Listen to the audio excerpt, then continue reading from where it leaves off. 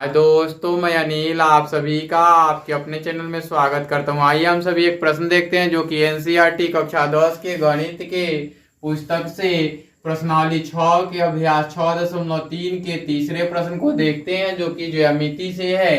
समलंब A B C D जिसमें A B parallel to D C है के विकर्ण ए सी और बी डी परस्पर ओ पर प्रतिच्छेद करते हैं।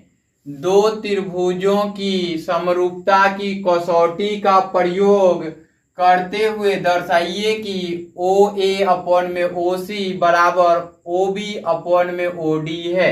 यहाँ क्या कर दिया है, यहाँ पे समरूपता की कसौटी का प्रयोग करना है। तो यहाँ समरूपता के बारे में पढ़ेंगे। आपने पिछले प्रश्नावली में देखा हुआ है कि क्या करना था। उसमें आपको केवल और केवल थे उसके द्वारा मैंने कहा था समरूपता से आपको जरूरत पड़ेगी तो मैं बताऊंगा अलग अलग चीजें प्राप्त होती हैं। तो आइए देख के लिख लेते हैं। हल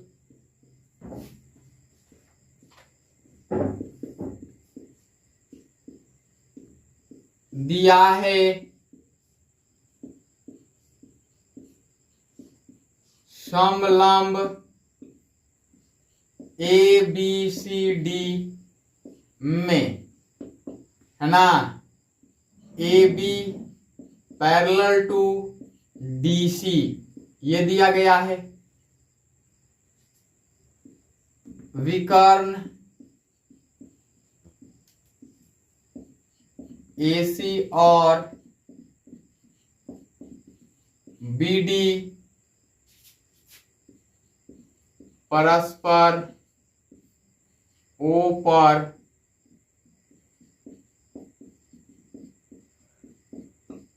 काटते हैं या प्रतिच्छेद करते हैं, लिख सकते हैं। समरूपता की कसौटी से सिद्ध करना है ना, सिद्ध करना है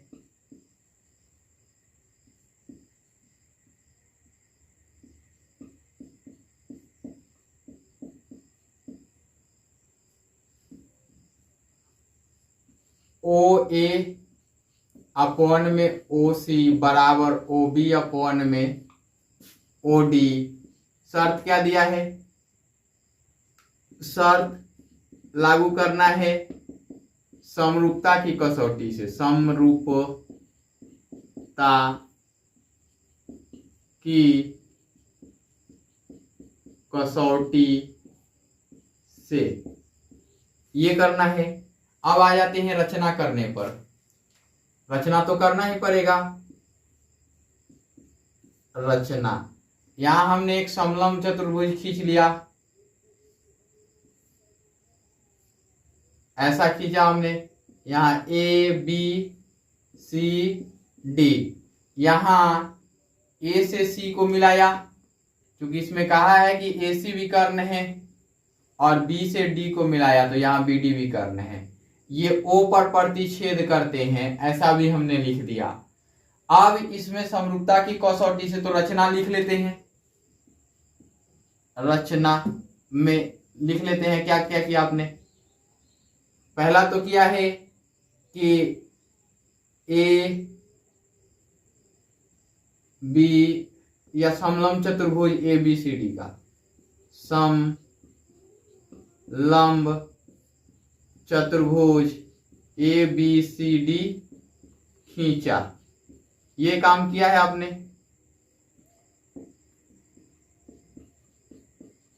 विकर्ण ए सी और बी डी को मिलाया, ये कर लिया है आपने, है ना। अब आगे आ जाते हैं। रचना करने के बाद इसमें कॉन्सेप्ट को समझते हैं। पहले हमने एक समलंब चतुर्भुज खींच लिया। अब समरूपता की कसौटी से आ जाते हैं। हम इस ट्रायंगल में चलते हैं, इस ट्रायंगल में, ठीक है। और या तो हम समरूपता की कसौटी से चलना है तो इस ट्रायंगल में नहीं, इस ट्रायंगल में ऐसे, और पुनः इस ट्रायंगल में चलते हैं तो ये वाला शीर्षाभिमुख कौन से बराबर होगा, ये एंगल एकांतर कौन से बराबर होगा, ये एंगल एकांतर कौन से बराबर होगा। तो अब तो त्रिभुज क्या हो जाएंगे, संगत कोण बराबर होने के कारण ये समरूप हो जाएंगे, और समरूप होंगे तो संगत भुजाएं भी अनुपातिक होंगी। तो ये भुजा इसके अनुपात में और ये भुजा इसके अनुपात में, यानी कि ए बी सी डी है ना, यहाँ ओ।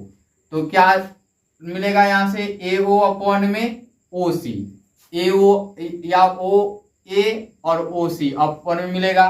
फिर यहाँ से ओ बी और ओ डी मिलेगा ना। तो हम आगे की ओर बढ़ जाते हैं, यहां हम बढ़ते हैं आगे की ओर। क्या लिखते हैं, प्रमाण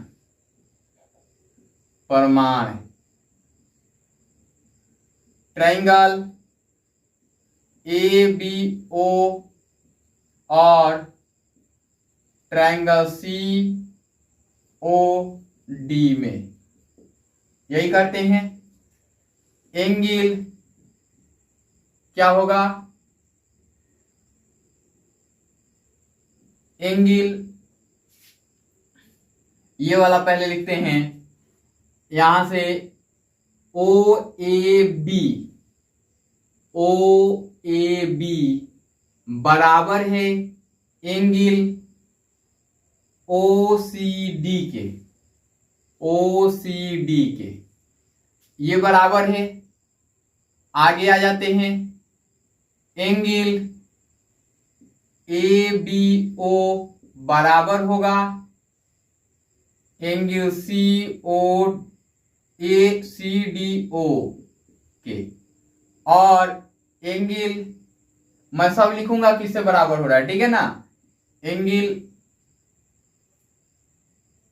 यहां से हुआ तो अब लिखते हैं डी ओ सी या सी ओ डी, यहां से डी ओ सी लिखते हैं, बराबर लिखते हैं एंगल डी बी ओ ए लिखते हैं, और यहां लिखते हैं आपका डी ओ सी, और सबके बारे में लिखते हैं ये एकांतर कोण से है, एकांतर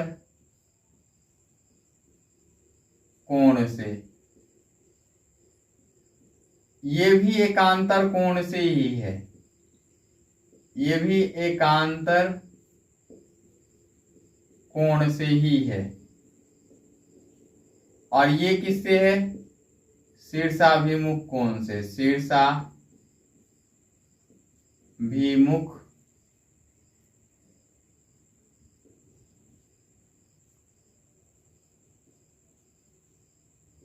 कोण से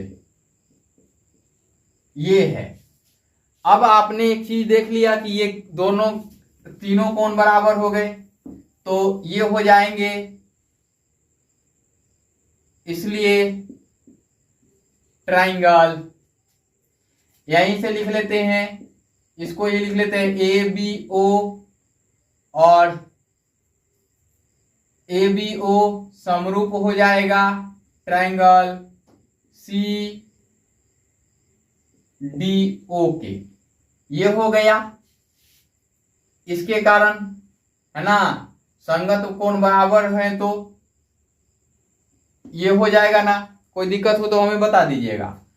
अब इतना होने के बाद ये समरूप हो गए, तो समरूप त्रिभुज के संगत कोण क्या होते हैं, अनुपातिक होते हैं, संगत भुजाएं अनुपातिक होते हैं। तो यहां पे लिखेंगे कि समरूप त्रिभुज के संगत भुजाएं अनुपातिक होते हैं, तो लिखते हैं। अब यहां ये वाला पार्ट लिख लेते हैं, यहां से ओ ए अपॉन में ओ सी बराबर हो जाएगा,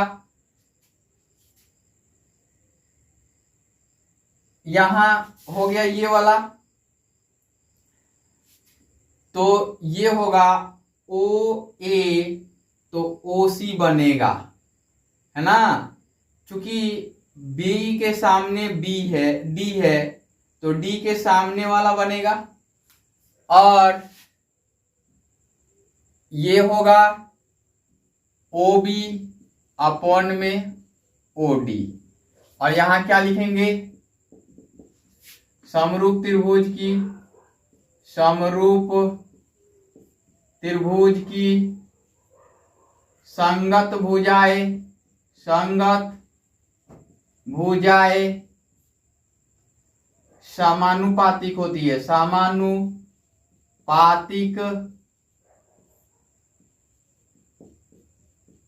होती हैं, ऐसा लिख लेंगे, है ना।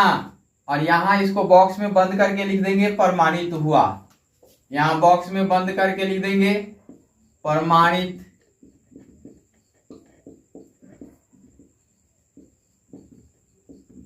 हुआ। ये हो गया। इस वीडियो में इतना ही। Bye bye, take care.